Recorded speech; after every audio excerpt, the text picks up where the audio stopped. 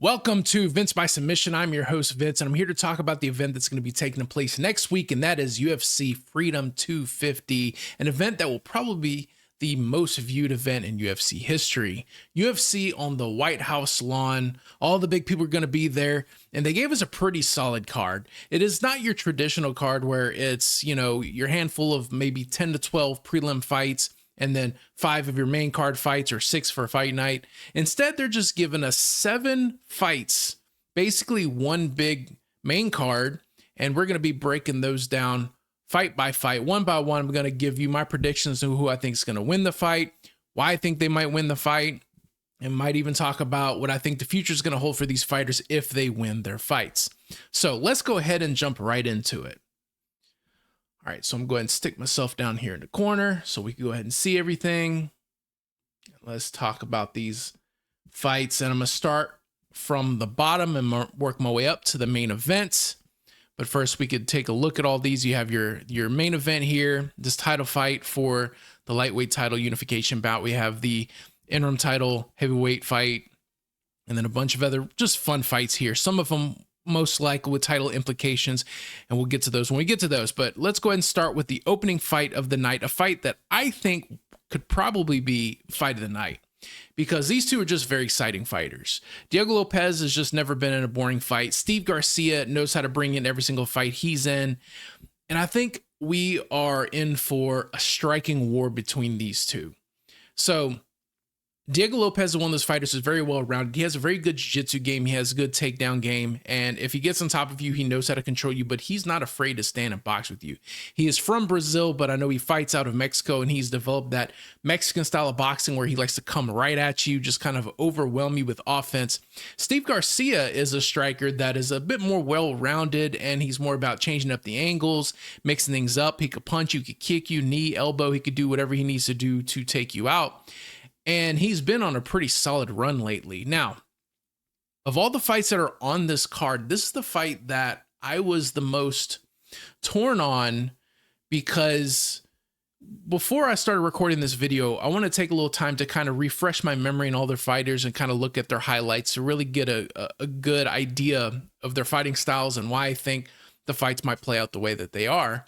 And Diego Lopez is a fighter that ever since I've watched him fight, I've picked him to be the winner of every fight that he's in, with the exception of the rematch against Volkanovski. I wasn't watching him whenever he had his debut against Evloev, which he lost, but outside of that fight and his 2 Volkanovski fights, he's beaten everybody he's faced.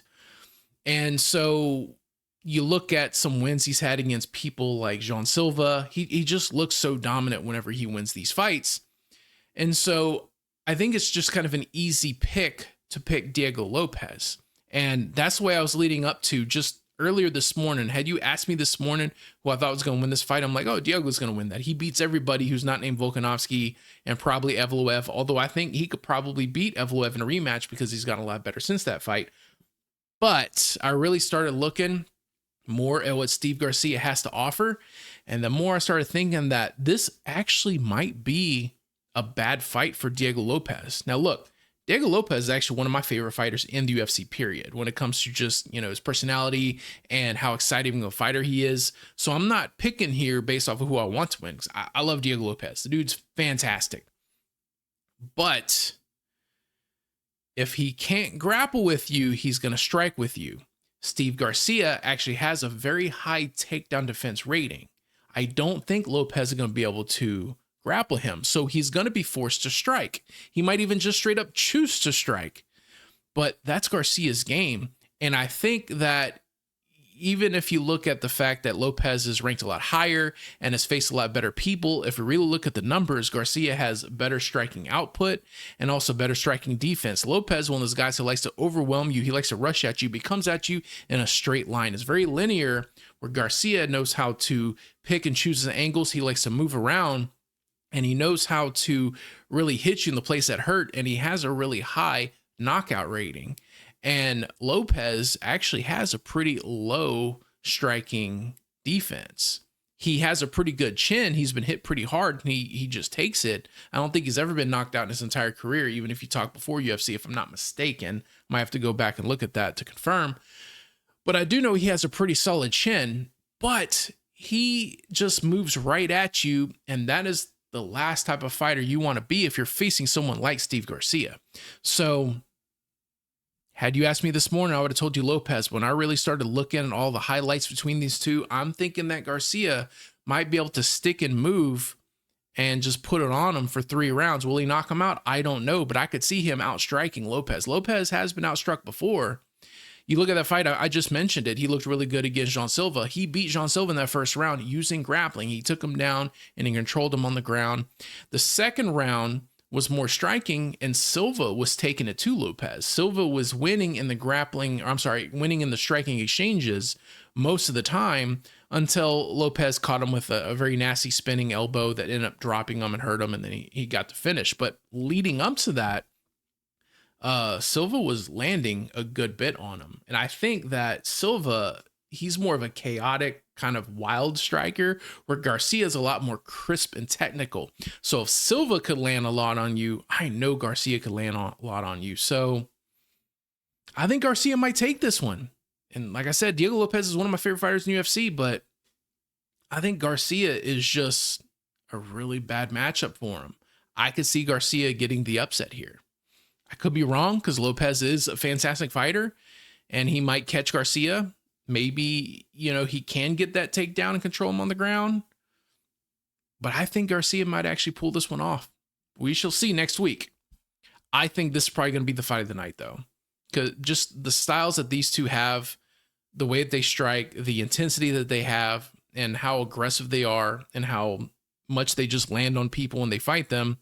I think this is just guaranteed fireworks. So I think it's a great idea that they started this event, I said it right. I think it's a good move that they started this event with this fight, because whenever you get people who are not the casual viewer, because this is going to be broadcast on CBS, it's going to be more accessible to people who don't follow MMA like we do. So starting the event with a fight like this, that's just going to be guaranteed fireworks, I think is a really good move, because it's going to hook people from the opening fight. So I think fight of the night. We shall see, because there's a lot of other good fights on this card, I think. So let's move on to this next one. This is another one, kind of like the last fight, that I think is a bit of a toss-up. Bo Nickal versus Kyle Daukaus. Now, on paper, both these have very good records. And I was kind of torn, because I looked at, Bo Nickal's performance against RDR, and it shows that he has a lot of weaknesses in his striking. But then he came back in his fight where he fought, I can't remember his name, the Brazilian Jiu-Jitsu guy who's a really good Jiu-Jitsu practitioner. And it ended up turning into a striking exchange. A lot of times you see that when you have two grapplers, you have a very dominant wrestler and a very good Jiu-Jitsu practitioner. Sometimes it's like they respect each other's grappling too much, so it turns to a striking match. We saw that Bo Nickal versus Paul Craig. It turned into a striking match, but it was not a very good one, because neither one of them are all that good of strikers. But in the last fight that Bo Nickal had, the fight he had after his RDR loss, you could tell he's been putting in a lot of time to develop a striking game, because he actually gave us a very solid kickboxing performance in that fight. So if he's been working on his striking where he could actually, put out some damage on people, but still have the wrestling, in his back pocket to use if need be, I think he's really starting to, round out his game and become a dangerous fighter. And Kyle Daukaus is on a pretty solid run, but I look at the people he's faced, and I'm not really all that impressed with the people he's fought and beat. I don't see any like huge wins against really big names. And to be fair, Bo Nickal, maybe not so much either, but whenever I look at their performances overall, I think Bo Nickal is a better athlete. I think that he is developing a much more well-rounded game. I think that he's at least competent enough in the striking to stand with Kyle Daukaus, and he's a fantastic wrestler. So if it turns to a grappling match, then I think it's Bo Nickal's game. So I'm not sure exactly how this fight will play out, as far as will it be stand-up war? Will there be a lot of grappling? I don't know. I'm still pretty iffy on this one, because Kyle Daukaus has been winning most of his fights lately. He's looked pretty good. But I'm leaning towards Bo Nickal in this one. I think that he took that loss and learned from it, and he's going to come back really strong. And I think he's going to continue building up his momentum, trying to work his way back to the top. Once upon a time, this guy was a highly touted prospect, and he was derailed in that fight against RDR. And I think he is trying to build that hype train back up. And I think that's what he intends to do next week against Kyle Dawkins. All right. Next fight we got. Now, all of these fights, with the exception of 2, I think are toss-ups that could go either way, and I could see it playing out a few different ways. This fight's not one of them. All right. Look, Michael Chandler is one of the most exciting fighters we have in the UFC. Whether it's he's fighting Dustin Poirier, Charles Oliveira, Justin Gaethje, he knows how to give us very exciting fights. But Michael Chandler is one of those guys who either beats aging people who are not as good as they used to be, people that are past their prime, or beating people that are just really not that good, low ranked people, you know. Anytime he faces anyone good, even sort of good, he tends to lose. He is basically a gatekeeper for the top 15. So any fighter who is at least a decent fighter, a good fighter, a somewhat good fighter, I think is going to beat him. And Hoofy is not just a good fighter. He is a great fighter. He has only lost 1 fight in the UFC so far, and that has been against Benoit Saint-Denis, who's looked really good himself. And outside of that, he just demolishes everybody. And like I said, Chandler, anytime he faces anyone who has any level of good skill, anyone that you could see as being like a prospect that could possibly work the way up to a title shot, when he faces anybody that's of that caliber, he loses. He'll make it exciting. He'll make it fun. And I think he's going to have a fun fight against Hoofy here. But I think Hoofy's just too good. And I think if there's any fight of this card that's going to be the lock of the night, the one that you're just confident, if you're a gambling man, and I'm not, I don't put bets on the fight, but if I was, this is one I'd feel very safe putting on Mauricio Hoofy. I think he's just going to tear through Chandler. Now, I'm not one of those kind of people that likes to say things like, there's no way, a 0% chance, it'll never happen in a million years, a million fights is going to play out the same way. I try to avoid talk like that because I have before and I looked foolish. I told everybody that there's no way that Sean Strickland was going to beat Israel Adesanya. I didn't even order that pay-per-view because I'm like, I already know it's going to play out. Izzy's going to kill him and it's whatever. And then I realized, oh, I was wrong because I underestimated him. So you shouldn't underestimate anybody. Any fighter could beat just about any fighter under the right circumstances. So I don't want to say that Chandler has no chance, but the chances are so slim, it might as well be. So if you are going to put money on these fights, don't bet on Chandler. I don't know what the odds are. I don't have them in front of me as far as the gambling odds go, but based off of how I think things play out on the odds, on my own thoughts on who could win and who could lose, I think that Chandler would be the biggest underdog in that regard of this entire card. So I think Hoofy's going to take this one pretty easily. I could see an early stoppage. When I say early stoppage, I don't mean like the ref called it too early. I mean like first round stoppage. I could see this totally happening. So moving on to the next fight. All right. Before I go into the fight itself, there's something else I want to address regarding this guy right here, Josh Hokett. So if you follow MMA and if you follow this channel, if you're watching this video, I assume you do follow MMA, then you of course know about Josh Hokett because it's kind of hard to avoid knowing about Josh Hokett because of how much he runs his mouth. Now, I'm personally not a fan of it. I don't like his pro wrestling style gimmick, promos that he does after fights. And I'm not a hater of pro wrestling. I used to watch it a lot. I haven't really watched it in years, but I don't hate it. I don't hate the art of pro wrestling, but that kind of stuff belongs in pro wrestling, not so much not so much UFC like Josh Hokett does. Some people could do it the right way, make it entertaining, kind of like Chael Sonnen did, but Hokett just doesn't. It's very cringy. It's very annoying. And I know he's made a lot of enemies along the way doing this kind of things, to include from the fans. There's a lot of fans that don't like him either. That being said, whether I like it or not, whether you like it or not, it's working. It's working because not very long ago, just sometime last year, he's fighting someone who's unranked. And if I'm not mistaken, his debut fight in the UFC, it was an unranked guy versus another unranked guy. And he beats the piss out of him. He's flipping him off at the end of the fight. Then he cuts this really cringy pro wrestling style promo that was obviously like a combination of Macho Man and Hulk Hogan and Stone Cold in a very bad way. And as annoying as it was, as much as we didn't like it, it worked.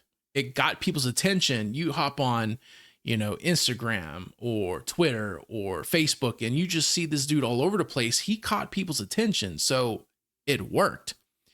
It worked so much that he went from being an unranked fighter, fighting an unranked fighter, to his very next fight being against top 5 Curtis Blades. And then he beats Curtis Blades in a barn burner of a fight, and he's doing his theatrics in the middle of the fight, flipping him off and smiling at him all goofy. Then he cuts another promo. Whenever they're doing the press conferences, he was doing the same stuff.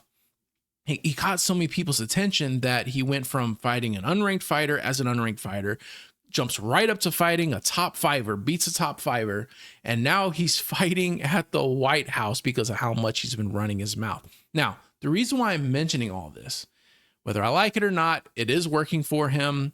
And I think now it's starting to lead to him being snubbed unnecessarily.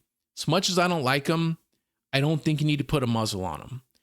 What I'm getting at is at the press conference coming up later this week to hype up everything for this card, Josh Hokett, Derek Lewis are not going to be at the press conference. It's already been announced that, and I assume it has nothing to do with Lewis.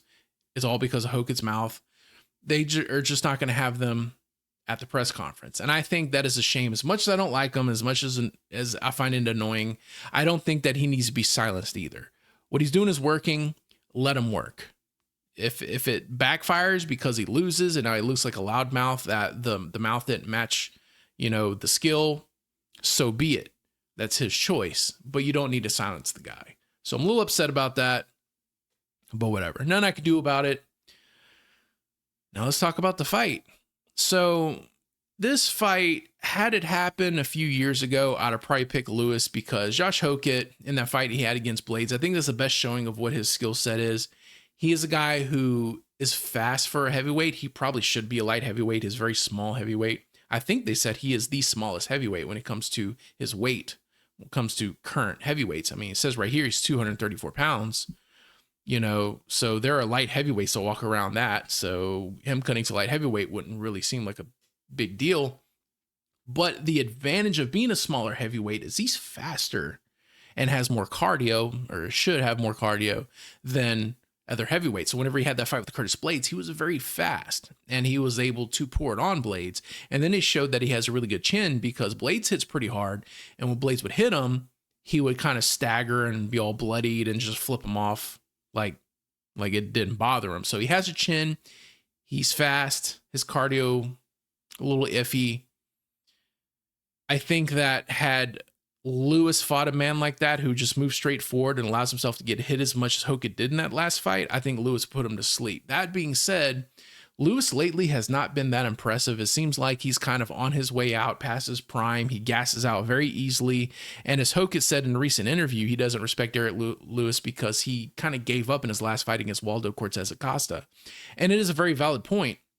I think the Derek Lewis we see now knows he's not ever going to be champion. He just he's in it for a paycheck and his heart's not in it like it used to be. So he faces any level of adversity and he just kind of gives up fighting. And if that's the fighter that we're going to see face Josh Hokett, Hokett's going to win this fight.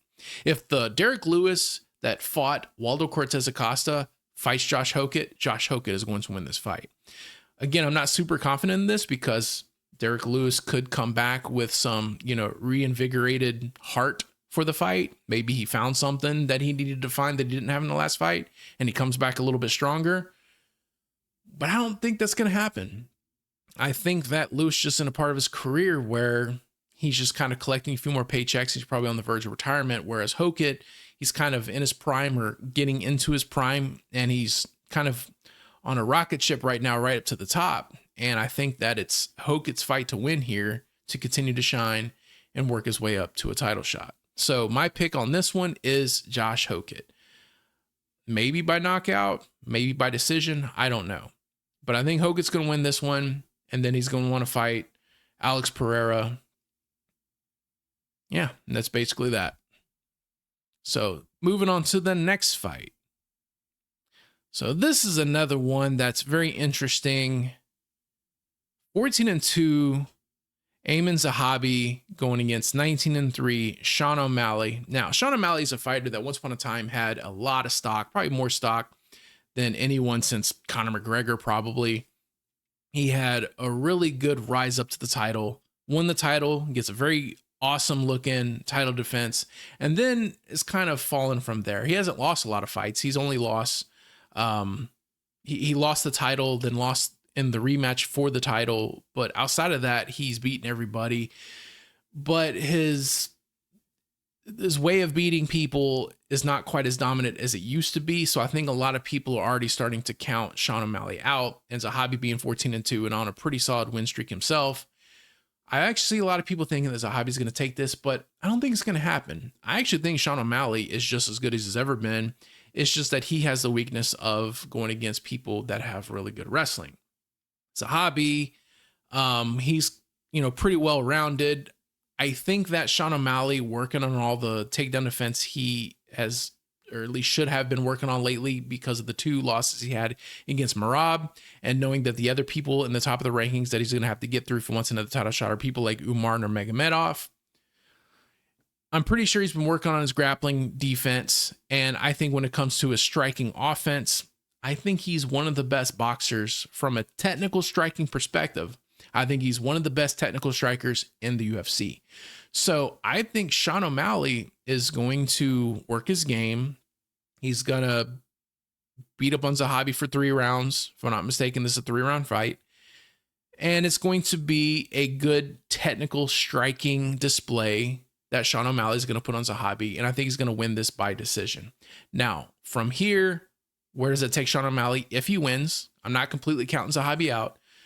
Where does Sean O'Malley go from here? Is this enough to give him a title shot? I don't quite think so. I think there are some other people. The fact that he went 0-2 against the former champion Merab, because Merab has lost titles since then, I think he's going to have to be somebody else. Even though he already has 1 win over the current champion, Petr Yan, just the fact that he was coming off the 2 losses, and then the fights he's had since then have been kind of close, as some people have kind of questioned if he should have won or not. I think he needs to get another good win, maybe against somebody like Corey Sandhagen, or if you want to test his wrestling, Umar Nurmagomedov.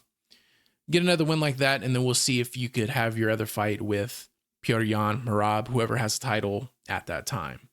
But if Zahabi wins, that would be a huge, huge win. That would be the biggest win of Sean O'Malley's career.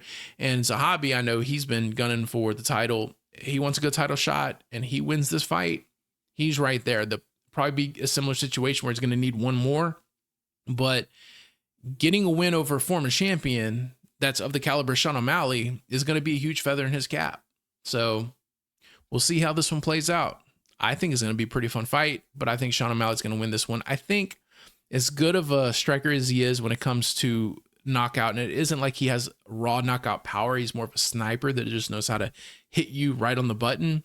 I think Zahabi is going to be durable enough that Sean O'Malley is going to batter him up for a bit, but I think it's going to make it to decision. That's my prediction on this one. We'll see if it plays out that way or not. But my pick is O'Malley. So far we have, my picks are Steve Garcia, and I feel so wrong picking that one because I'm always picking Diogo Lopez. Steve Garcia, Bo Nickel, Mauricio Hufi, Josh Hokett, and now Sean O'Malley. Now let's talk about the co-main event. Heavyweight interim title fight. Some people are saying that it should be the full undisputed heavyweight title fight because there's a lot of questions right now about whether Tom Aspinall is going to come back or not. But that will be addressed whenever that time comes. Alex Pereira versus Cyril Gane. This is a fight that, leading up to it, I was really not sure how I thought was going to win this one because Alex Pereira is a former middleweight who eventually went to light heavyweight. I think he looked even better in light heavyweight than he did in middleweight, which is very impressive considering he was the champion for a brief period of time in middleweight. Then I thought to myself, fighting at heavyweight, that's too much of a jump. You go from middleweight to light heavyweight all the way up to heavyweight. I understand he's a very good fighter, but he's just not used to fighting people of that size, and I don't think this is going to play out very well for him. Then I started thinking about it, and I remember fighters like Anthony Johnson who fought from welterweight all the way up to heavyweight and looked good at heavyweight. So if Johnson could do it, Alex Pereira could do it. And Alex Pereira is he's just a massive person. He was a huge middleweight. I don't know how he ever made that weight. He looked big at light heavyweight, and squaring off against Cyril Gane, who's no small heavyweight, he looked like he was close to the same size. I know that their numbers here are still showing, 204.5 for Pereira because they're still using his old light heavyweight numbers, but he's walking around close to the same weight as Cyril Gane. And whenever they're squaring off with each other, it's not like Gane is just towering over Pereira. I think when it comes to size, they're at least very comparable. So I don't know if that's going to be a huge deal, but Cyril Gane does have the advantage of being used to fighting people with those numbers, with that weight, with that size, with that force behind it that Alex Pereira is not quite used to dealing with. So that kind of lends me to believe I think Gane has an advantage in this, but Pereira, being the type of fighter he is, I see stylistically some tools that he has that I think could give Gane a lot of trouble. These two are both really good kickboxers. Cyril Gane, like a Muay Thai / kickboxer. Alex Pereira, former Glory 2 Division Glory champion. These two are two of the best technical strikers probably in the heavyweight division currently. Gane is the kind of person who doesn't have tremendous knockout power. He has a handful of knockout wins, but most of them are actually TKOs. He just kind of, it's more like volume. He keeps on hitting you till you're stunned. He keeps hitting you until the ref pulls you off, but he doesn't like knock you out cold the way Pereira can. So I think Pereira actually has a power advantage when it comes to punching power, knockout power. But I think Gane has a lot of skills when it comes to his movement, his creating of angles, because as much as I like Alex Pereira, and I'm a huge fan of Alex Pereira, he fights very linear. He comes right at you, very straightforward, and he kind of allows himself to get hit a little bit too much. I noticed that even in fights that he wins, he comes forward and he takes damage, but he just kind of deals with it and then eventually hits you with his knockout blow, his left hook. I've seen him also knock people off the right hook and kicks and stuff like that, but the left hook is usually what he's trying to set up. Gane is someone who seems to know how to work the angles and the distance management and stuff like that better. I think this fight is so hard to call because I could see it playing out a few different ways. I could see Pereira moving very straightforward and Cyril Gane just finding a rhythm and just sticking and moving. Maybe even to the point where he hurts Pereira a little bit and puts him on the back foot. You put Pereira on the back foot, he just can't seem to regain his momentum, and you could just kind of pour it on him and overwhelm him, the way that Ankalaev did in the first match that Ankalaev had with Pereira. I could see Cyril Gane doing something like that. But if Cyril Gane can't do that and allows Alex Pereira to dictate the pace, I could see him getting Gane up against a cage, maybe, working some leg kicks to kind of soften Gane up, because Gane is susceptible to leg kicks, and Pereira has disgusting leg kicks. They're not leg kicks like, Jose Aldo or prime Edson Barboza, where he's just like really chopping you down. He just kind of pops you. It doesn't look like much. They're kind of hard to telegraph because they're very fast, just a little pop just to get you on the side of the leg. And, you feel one, it's whatever, but he does it and he does it again. Then he does it again. Next thing you know, you're kind of hurting. And if Pereira can do that, chop around at Cyril Gane's legs and kind of mess up his movement, I could see Pereira taking over the dictation of the fight, like the pacing and the distance and everything. And if Pereira can do that, if he could take control over the pace of the fight and put Gane on the back foot, maybe get him up against a cage, put Gane in a very vulnerable state, I could see Pereira landing something really nasty on Gane and knocking him out. And I know Gane, or at least I'm pretty sure Gane has never been knocked out in his career. The few losses he had have been like close fights. He has 2 losses. I know one was against Ngannou. I don't have the other one. What's the other one? I don't have it off the top of my head, but if I'm not mistaken, he's never been knocked out. But even if you've never been knocked out before, everyone can be knocked out.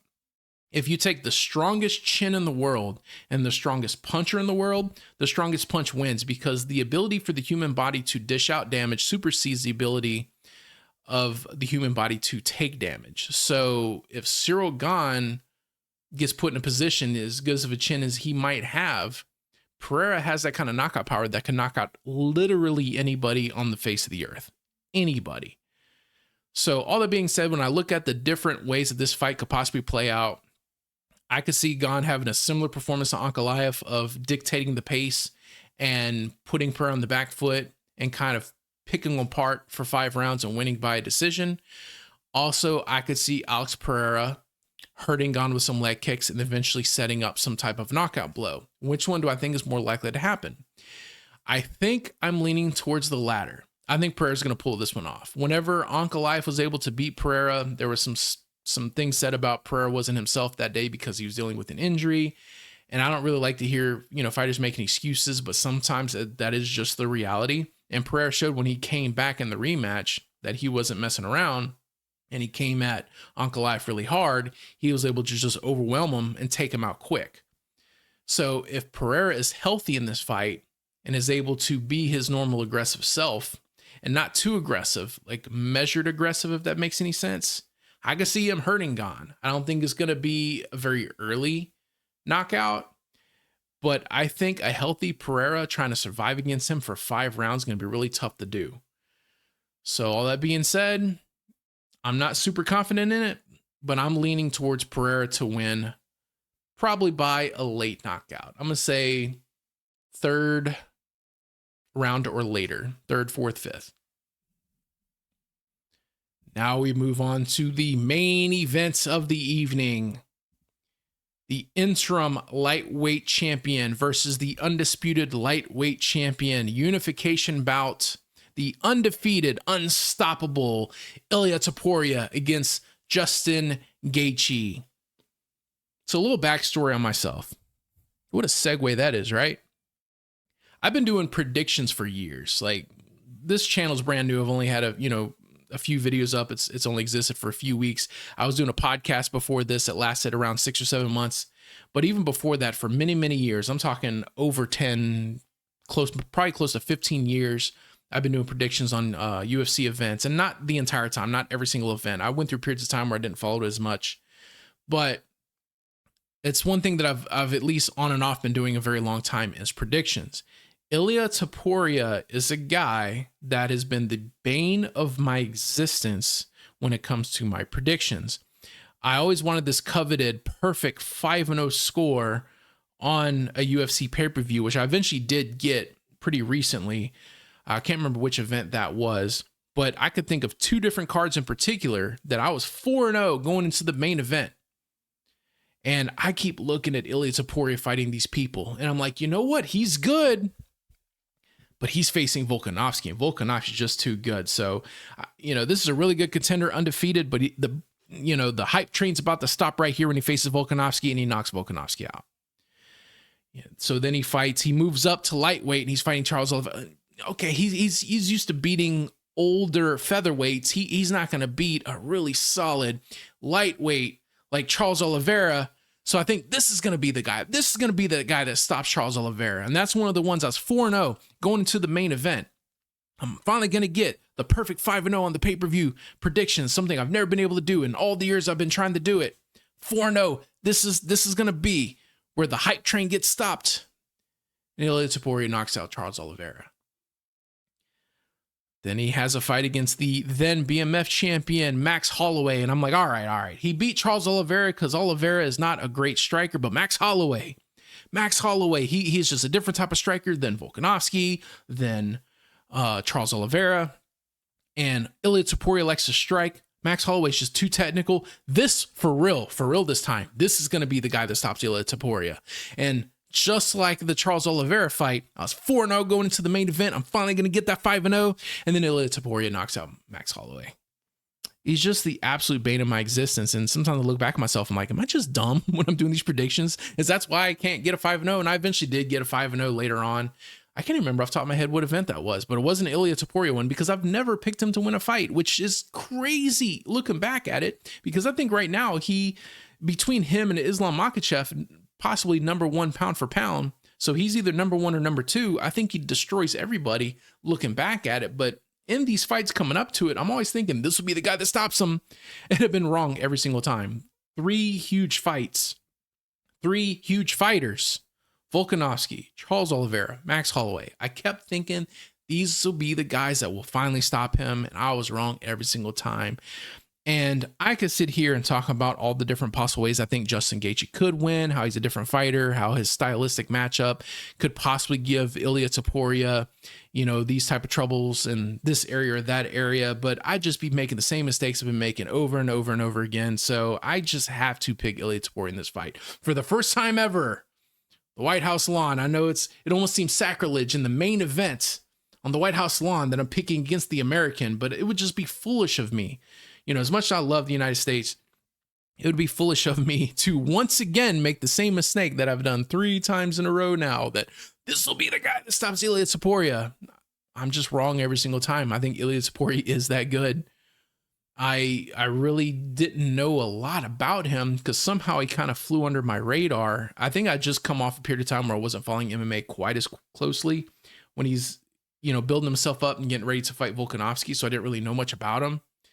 And then I kept underestimating his skills, thinking, okay, moving up to lightweight, these guys might be a little bit too big for him because he's pretty short. He's 5'7". That's pretty short even for a lightweight standards. And he just continues to prove me wrong. He is such a good boxer, probably the best boxer in the UFC currently.